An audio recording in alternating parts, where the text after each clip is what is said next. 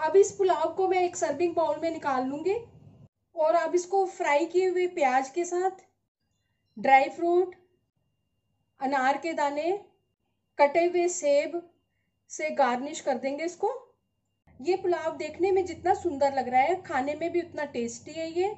नमस्ते, मैं सुमन लता दीक्षित। आज मैं अपनी किचन में कश्मीरी पुलाव की रेसिपी शेयर करूंगी।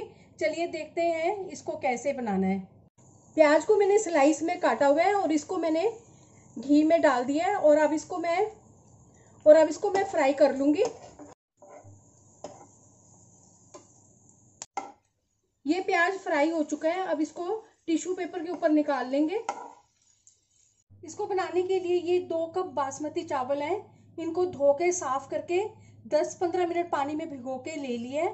3 बड़े चम्मच किशमिश, 2 बड़े चम्मच काजू का टुकड़ा और 2 बड़े चम्मच कटा हुआ बादाम। गैस के ऊपर मैंने कुकर रखा हुआ, पर इसको मैं बिना ढक्कन से बनाऊंगी।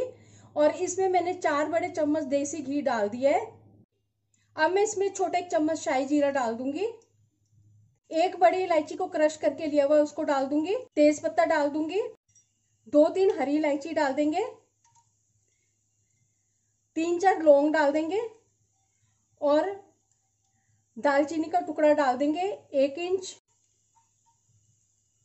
मसाले फ्राई होने के बाद अब इसमें ड्राई फ्रूट डाल देंगे और अब इसमें से मैं थोड़ी सी ड्राई फ्रूट निकाल लूंगी गार्निशिंग करने के लिए। छोटा 1.5 चम्मच इसमें जिंजर की पेस्ट डाल देंगे। छोटा 1 चम्मच ही इसमें जिंजर कटा हुआ डाल देंगे। छोटा 1 चम्मच इसमें कश्मीरी लाल मिर्च डाल देंगे। 2 चम्मच इसमें मैं सौंफ पाउडर डाल रही हूँ और अब इसमें ये चावल डाल देंगे।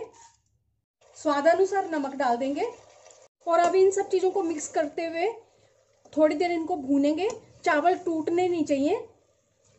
थोड़ी देर चावलों को भूनने के बाद अब इसमें चावल का डबल पानी डाल देंगे। मैंने 2 कप चावल लिए हैं तो मैं इसमें 4 कप पानी डाल रही हूँ। अब इसमें उबाला आने देंगे।